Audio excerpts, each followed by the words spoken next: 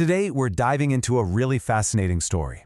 It's about a politician who's famous for fighting against the rich, but is now facing a ton of questions about her own growing wealth. We're talking about Congresswoman Ilhan Omar, and this whole debate really gets to the heart of what we expect from our leaders.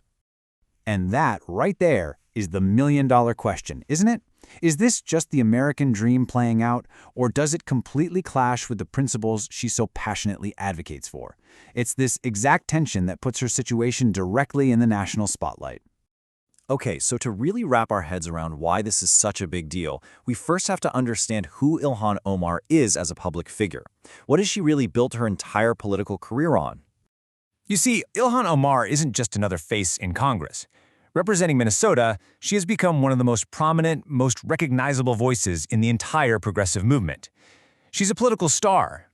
And this is the absolute key to the whole story. Her political brand, the very foundation of her public image, is built on challenging the economic status quo. She consistently speaks out against wealth inequality and big money in politics. So you can imagine, when her own personal wealth starts to grow, it's going to get put under a very, very powerful microscope. So what kicked this whole thing off? Well, it all boils down to publicly available documents, the financial disclosures that have got everyone talking. The central fact driving this whole conversation is pretty straightforward. According to her own financial disclosures, which, by the way, all members of Congress have to file, her reported wealth has seen a pretty noticeable jump since she took office. Now, where's the money coming from? Well, the reports point to a few things. Her congressional salary, of course, but also book deals, speaking fees, and overall household income. And here's the thing you absolutely have to know. Every single one of these income streams is totally 100% legal under U.S. law. And this is the big question, right? If she hasn't broken any laws, why are we even talking about this? Why is it a story? Well, this is where we leave the black and white world of legal documents and step into the much murkier territory of political ethics and public perception. So let's get into the thick of it.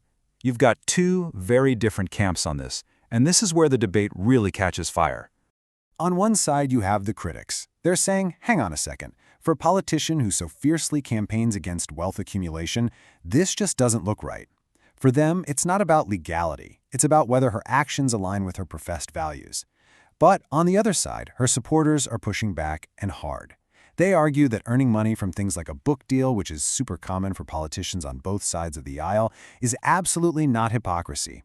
They believe the intense focus on Omar is a politically motivated hit job, not a genuine ethical concern.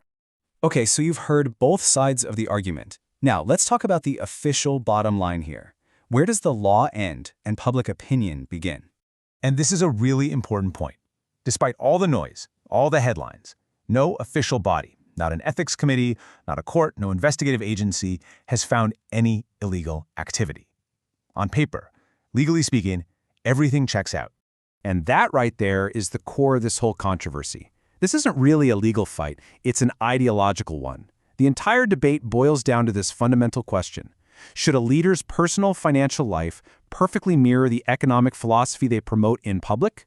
So, with no actual legal case, this whole thing becomes a battle fought in the court of public opinion. It's being shaped by political rivals and media commentators, and it's supercharged by the intensely polarized environment we all live in today.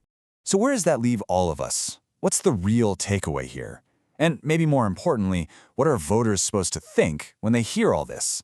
At the end of the day, when you strip everything else away, this story is really about three things: perception, politics, and trust.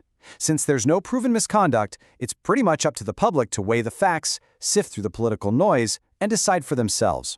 And, that's kind of how the system is supposed to work. The whole point of financial disclosures is transparency. So as long as the rules are being followed and everything's out in the open, the final judgment doesn't come from a court. It comes from voters at the ballot box.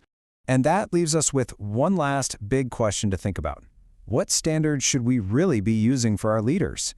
Is it enough for them to just follow the letter of the law, or should we also hold them accountable to the very ideals they champion on the campaign trail? It's a tough one. And that's a question for all of us to decide.